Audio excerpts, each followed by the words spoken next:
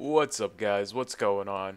Welcome back to my channel. And I know I said in my previous video my next video was going to be a PvP video, but I wanted to get this video out because a few guys have asked me to give tips on how to make money in Star Wars The Old Republic. So I'm just going to give a few different ways on how I make money in Star Wars The Old Republic. Um, these are my own methods that I came up with and that I've been doing for a while, and they always work out very well. As you can see, I have 19 million credits on this character, and all my ults have at least 500,000 credits on them. I could definitely have well over 100 million credits on this guy. The only thing is, every time there's an awesome thing on the GTN, I have terrible money management, so I just blow it away, blow it away. Honestly, I spend about 7 million credits probably a week on just vanity items alone. That's it. So it's a little ridiculous. Maybe not 7 million, maybe around 5 million. Because, I like making sure all my characters looking pretty and shit like that. But, why's this like this? But, anyway, there's two different ways of making money in Star Wars The Old Republic. There's the Cartel Market, which you have to spend real life money to make in-game credits. And then there's, basically just what I did was from the beginning was do dailies, um, saved up about 2 or 3 million credits, and then I just started basically, a business, as you could say, from there. So if you have absolutely no money, the best way to start you up, give yourself some startup money is to do dailies. So Black Hole, Section X, McKeb, the new McKeb dailies. I believe there's a new round of dailies coming out in 2.2 or 2.3, I believe.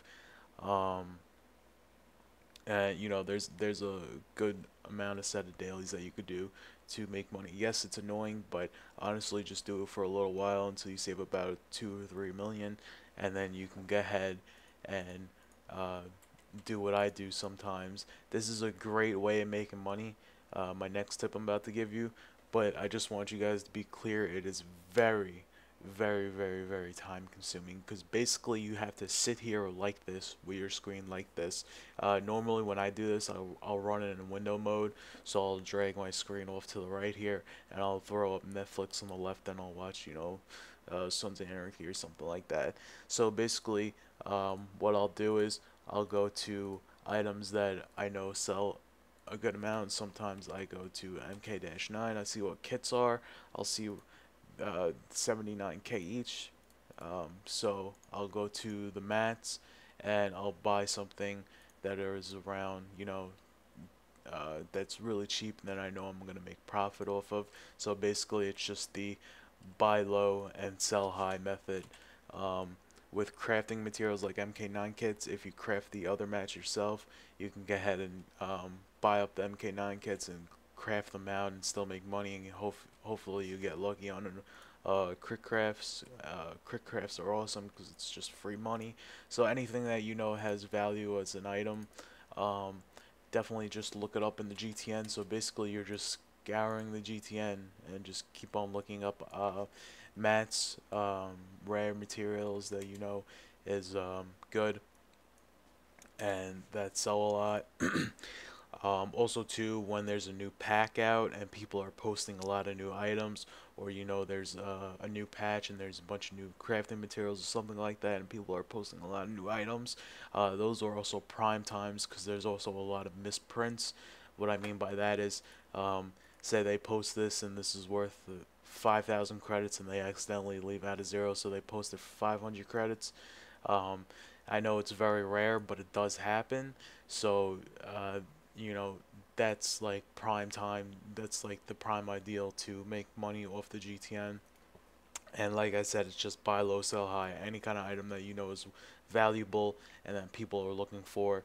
You don't want to buy an item that somebody, uh, there's one up of and nobody fucking buys it and they sold it for super cheap, and you're gonna buy it and post it for crazy amount of money. You don't want to do stuff like that. Um, so that's a good way of making money on the GTN. Uh, what I normally do is, because that's very time consuming, I craft MK9 kits and augment kits. I'm sorry, MK9 kits and augments, so I can make all the main stat augments, willpower, resolve, reflex, skill, and then I can make all the defensive ones. Purples, they gotta be the level 28s. Here, let me give you an example. Right there, 28's best in slot because those are where people are wanting right now. I know people also like the power ones for PvP. I have not a clue why. I think that's retarded. Why anybody would do a power augment over a main stat augment just doesn't make any sense whatsoever. Um, that's a little off topic, but anyway, what I do is I have a lot of alternative characters. I have 14 50s, and I believe 5 of them are 55.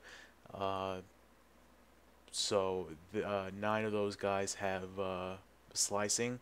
So I pretty much farm a lot of slicing mats. I get pretty much a stack of 99 in like a day and a quarter, a day and a half. Um, so I make augments. That's like my bread maker right now, my main money maker. Um, it's a really good way to make money. Any crit crafts is free money. I don't take the time of farming my mats. Here, I can't even give you an example. Let me go to the GTN real quick. I don't take the time to farm the scavenging mats that are needed. Um, A, because I don't have the time, and B, I still make a lot of money off of um, the augments, so I'll just buy them if they're super cheap on the GTN and, stockpile them and make my augments. So that's a great way of also making money. The only way that you're gonna really actually make a lot of money is if you have a lot of slicing characters like me. So like I said, I had nine ults with slicings. They each have 5 companions because they're all at max level. Well, they're at 50, so they have the 5 companions. So I can send 4 missions out. So 9 times 4 is 36, so it's 36 missions every hour I can do. And I usually do that about 5 to 7 times a day, depending on if I had to work or not. So that's also a very good way of making money. So just a quick recap: dailies, crafting. You can even do biochem on making the new attack journals. People definitely want the attack journals, especially now that the Nightmare TFB's coming out. People are gonna definitely be in it. The attack journals are definitely gonna be in high demand for progression rate. So I would definitely post that up. They're probably gonna even go up on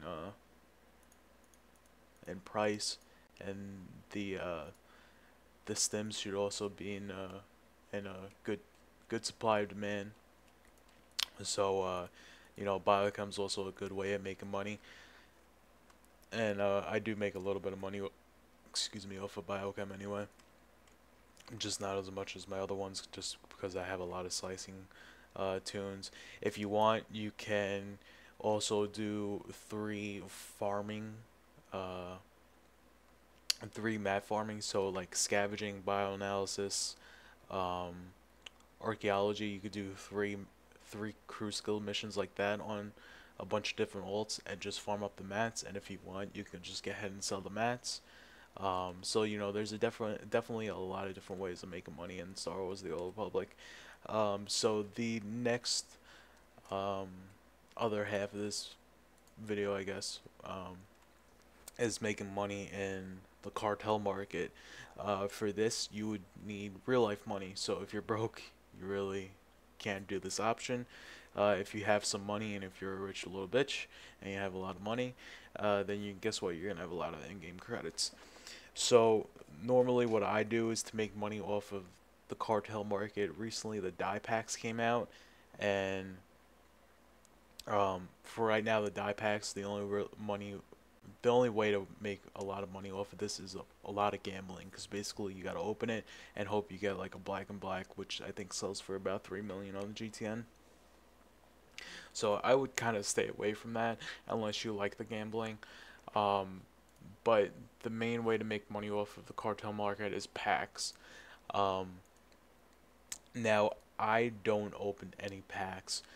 Uh, it's honestly, I hate the fact that it's a gamble on getting a great item, a unique item that somebody really wants, like a mount or a weapon or whatever, or a cool piece of armor.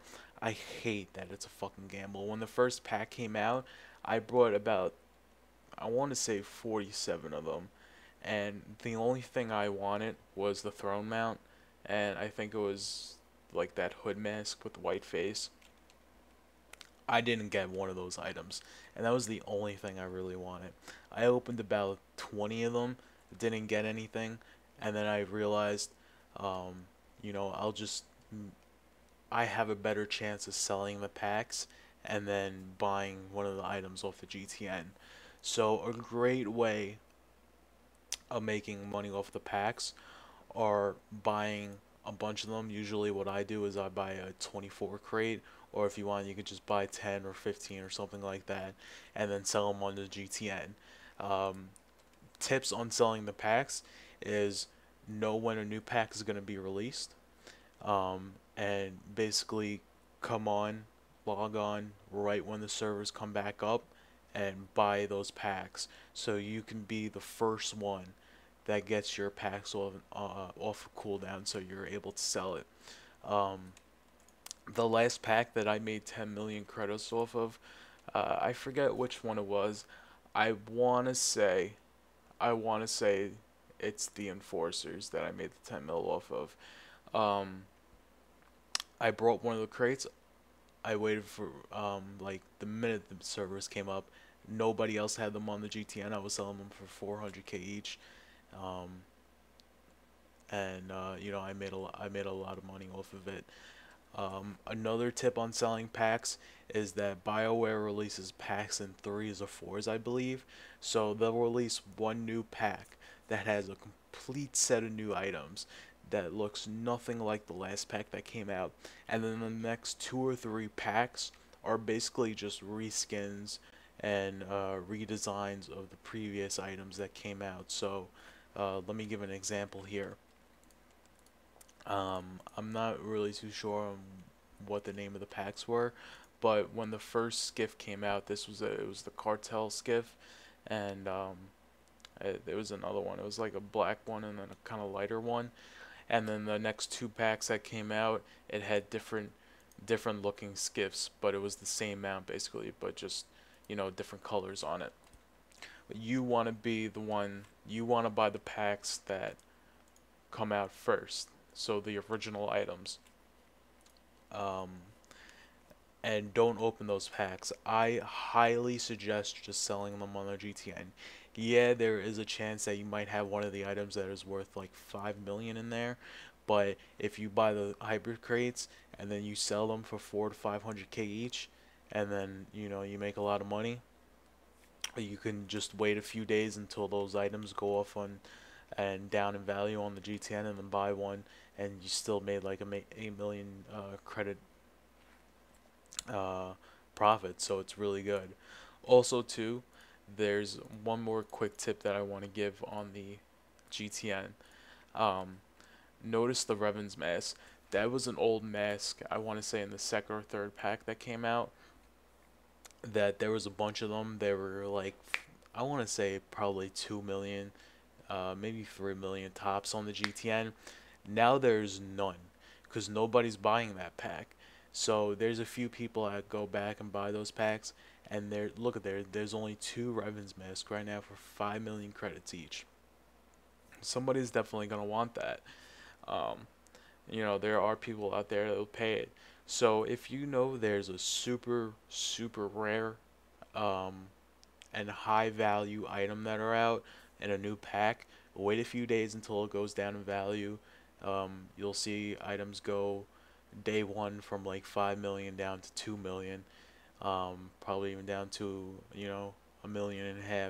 Buy it then, and if you have the money, only if you have the money, buy a second one and save it for like 7 or 8 packs down the line, maybe 5 or 6 packs down the line, and you'll be the only one posting that item, and you'll make a large amount of money.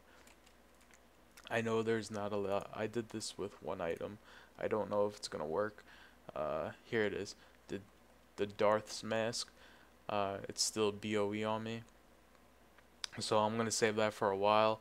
Hopefully there's gonna be none on the GTN eventually, and I'll sell that for a few mil. So that's also another tip that I can give real quick on the GTN. Well, I'm sorry, with the cartel market. I know it's a lot of information that I threw at you guys, but these are ways that I make money in the um, in the game Star Wars: The Old Republic, and I'm not promising you that this is gonna work 100%. You really have to know what you're doing. So if you guys take some of my advice and you don't make money, or if you guys spend some money in the cartel market and you don't make money, please, it's not my fault. Um, and you guys probably just didn't follow my advice correctly. Honestly, until you guys learn more with the cartel market, I wouldn't even try buying packs and selling them on the GTN because I know I explained it a little funny. Unless you really understood what I meant, then go ahead and do it. Um, but I just want you guys to be aware if you guys try some of the cartel market items ideas that I threw at you and you don't make money off of it, it's not my fault.